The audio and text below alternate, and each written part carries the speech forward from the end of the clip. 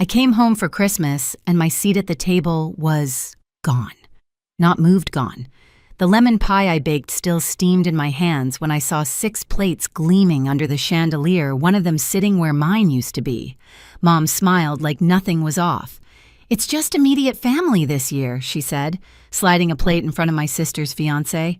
The room went quiet in my head like snow swallowing sound.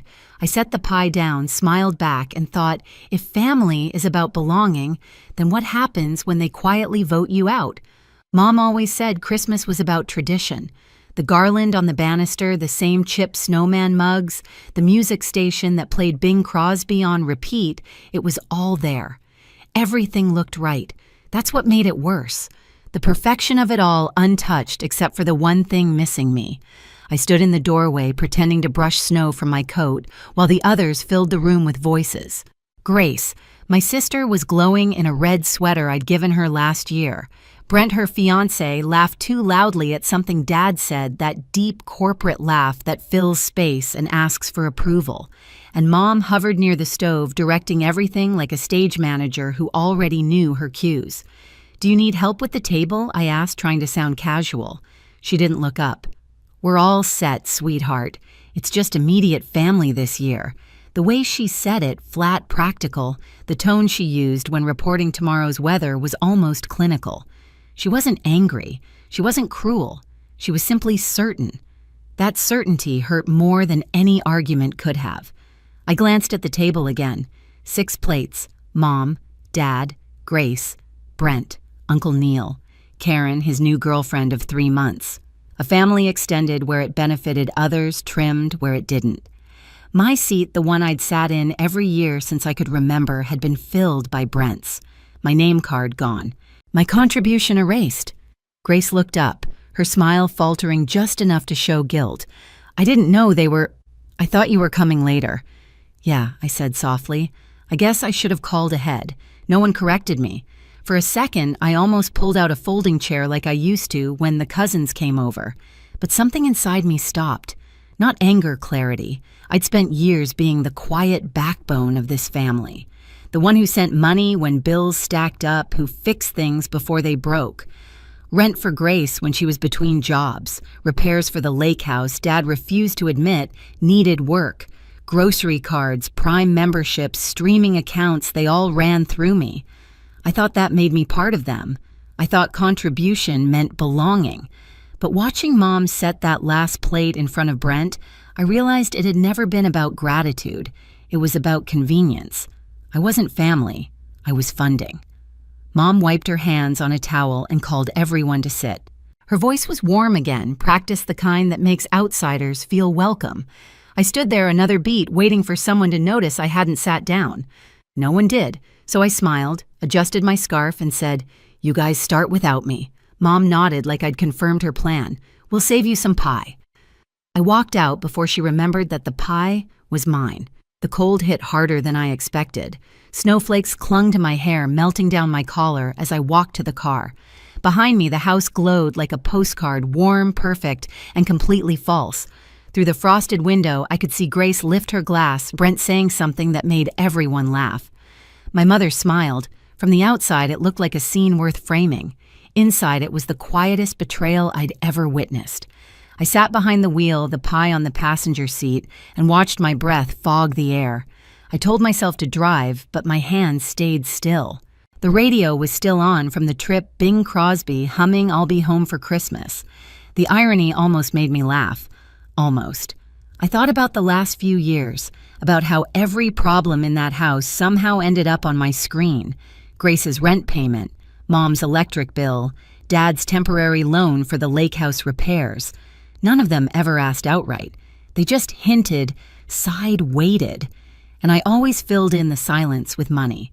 Because that's what you do when you love people, right? You make things easier. But love, I realized, had become a transaction in our family. And I was the only one still paying. I could picture the spreadsheet on my laptop, the one where I tracked my monthly expenses. Under family, the numbers never stopped climbing. Grocery cards, subscriptions, one-time emergencies that somehow happened monthly. I'd told myself it was normal, that it was love. But sitting there in the dark, I finally saw it for what it was, maintenance. I'd been maintaining their comfort at the cost of my own. The headlights from another car passed over me, and for a second I saw my reflection in the window. Eyes tired, jaw tight, pie untouched. I wasn't angry yet.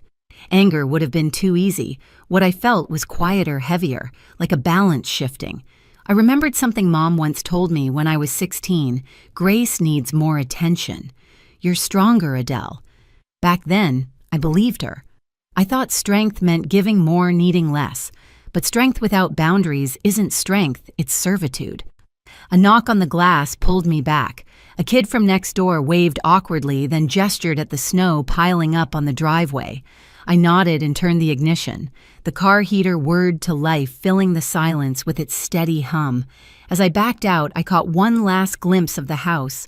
My mother leaning close to Brent, laughing at something he said, her hand on his shoulder, proud and possessive. She never looked that way at me.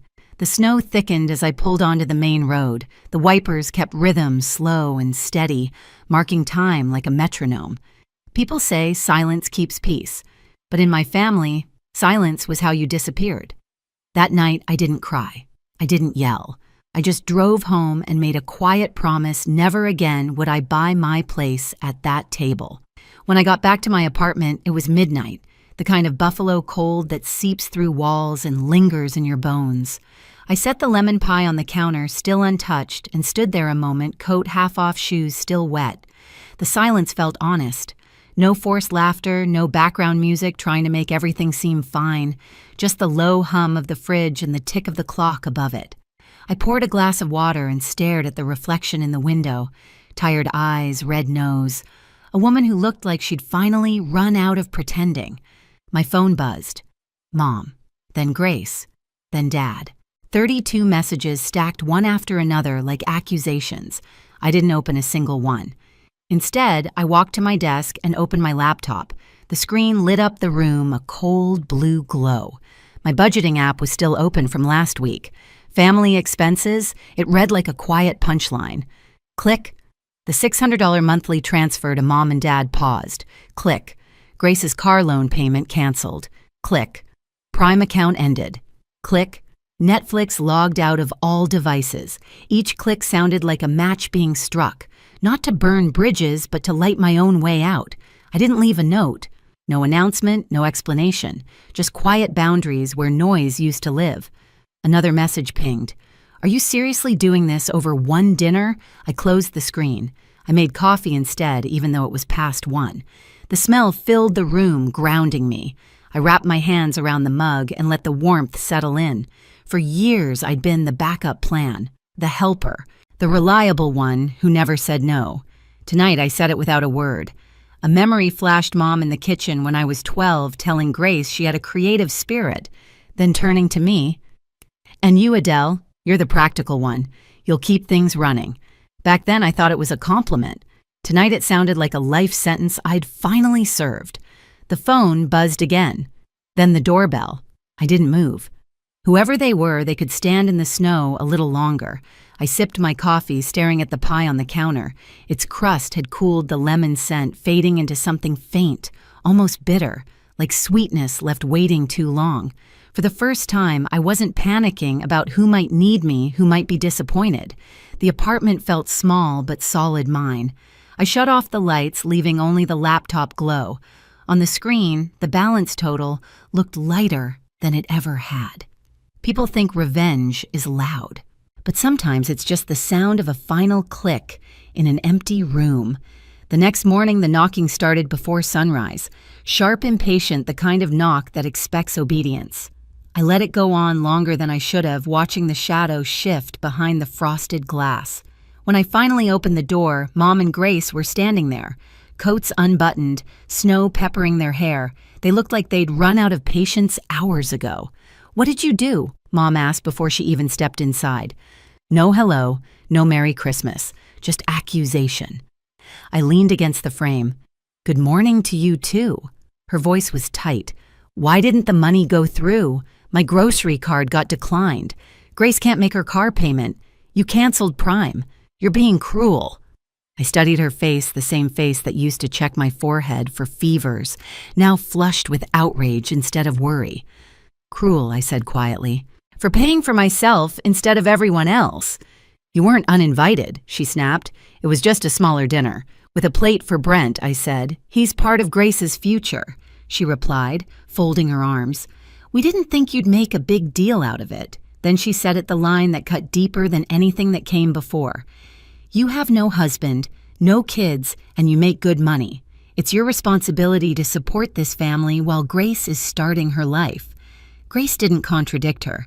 She just looked down, her cheeks red. Something in me clicked into place, quiet, irreversible.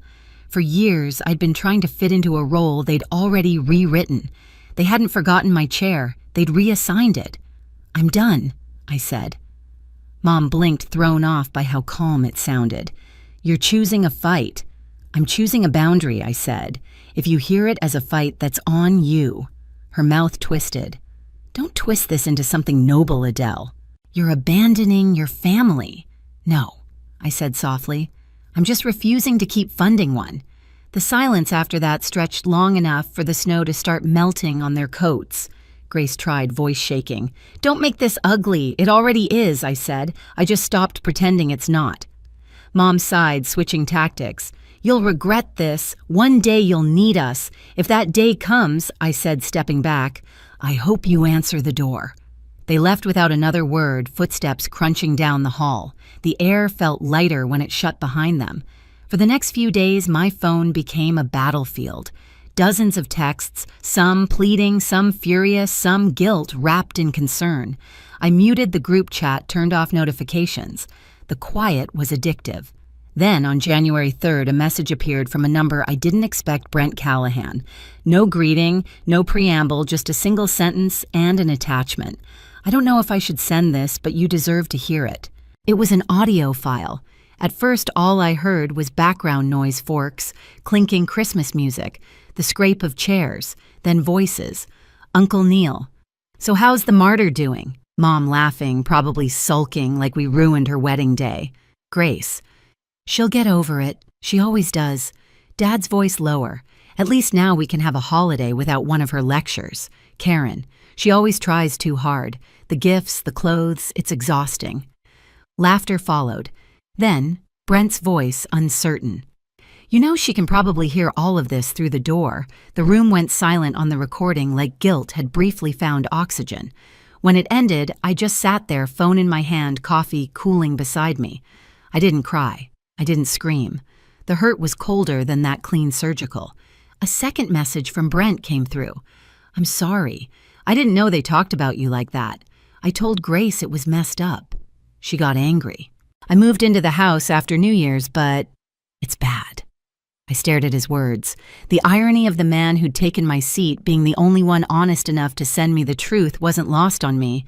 For days I tried not to replay that recording. I failed. Every laugh, every cutting word etched itself deeper. But anger, when it stays too long, cools into clarity. So when the next knock came a week later, softer this time, I was ready. Mom again, Grace behind her dark circles under her eyes. The kitchen caught fire, Mom said, voice trembling. It's bad. We need help until insurance clears. I didn't move from the doorway. Is everyone okay? Yes, she said quickly. We just need a little help to get through the month. There it was again. Not thank you. Not we're safe. Just the ask. Always the ask. I reached into my coat pocket and pulled out an envelope.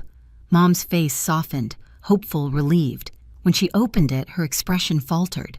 Inside was a single $50 bill. What is this supposed to be? She asked. That I said is what my seat at the table was worth. The silence that followed felt like snow before it falls thick, waiting. Grace whispered, That's not fair. Neither was Christmas, I said. Mom's voice sharpened.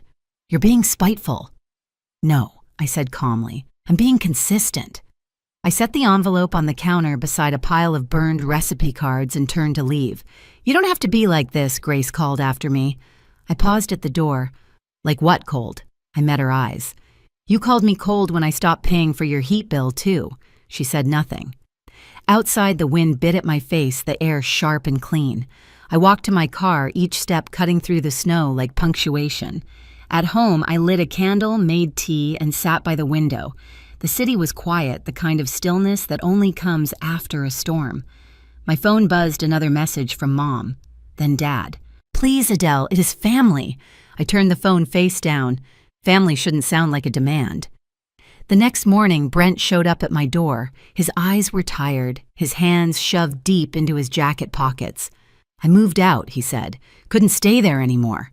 He pulled out another envelope and handed it to me. Receipts, statements, my name printed neatly at the top of each page. "She opened a credit card under your name," he said quietly. "About $8,000 in charges. Said you'd understand, that you'd never press charges because you're family." I felt something inside me go, still. Not surprise, just confirmation. "Why are you telling me this?" I asked. "Because it's wrong," he said, and because I couldn't keep pretending. When he left, I spread the papers across my desk. Restaurant bills, hotel stays, a stroller from an upscale boutique, $8,000 of proof. That night, I called the bank, then a lawyer. The process was slow clinical, but with every signature, every verification, I felt lighter. 2 days later, Grace texted, "You don't have to make this worse." The next day, Mom called, "We don't call the police on family," but we should, I thought, because silence had protected them long enough. When the police reached out to Grace, the calls stopped. The noise finally ended. Weeks later, the lawyer confirmed it my name cleared, account closed. Justice didn't come with fireworks. It came with paperwork and peace. That night, I sat by the same window candle flickering low and whispered to myself, "The debt is paid." March came quiet. The snow began to melt along the sidewalks, leaving streaks of gray slush and the smell of thawed air. My phone was still silent. No more calls, no more guilt disguised as love. I thought I'd miss the noise, but peace turned out to have its own rhythm. Coffee brewing radiator, hissing, the occasional sound of my own laughter when something on TV actually made me laugh. One afternoon, my lawyer called. "Everything's finalized," she said. "The account's been cleared and the bank issued an apology for the delay." After we hung up, I just sat there for a while listening to nothing. It was strange realizing that after months of tension, there was no next crisis waiting to unfold. I poured a cup of coffee, the smell filling the apartment, and looked out the window. The city was still pale sunlight catching on the puddles where snow used to be. My phone buzzed once a voicemail. "Dad." I hesitated, thumb hovering, then pressed play. His voice was softer than I remembered. "Hey, sweetheart. I don't know if you'll listen to this, but I need to say it anyway. You were right. We treated you like a safety net, and when you finally stepped away, the whole house fell. Your mom's not ready to admit it, and Grace, well, she's Grace, but I see it now. We built a family that only made noise when it needed something. I'm sorry. I hope someday you'll talk to us again, not for money, just to talk." The message ended with silence, then a faint sound of him, exhaling like relief and regret tangled together. I didn't cry. I just smiled faintly, saving the voicemail not to replay it, but to keep proof that some truths finally land. Then I opened my notebook, the one where I'd written every dollar, every favor, every line of quiet generosity, and added one last entry: "The debt is paid." When I closed the cover, the sound felt final, like the click of a lock. Outside, the snow was gone.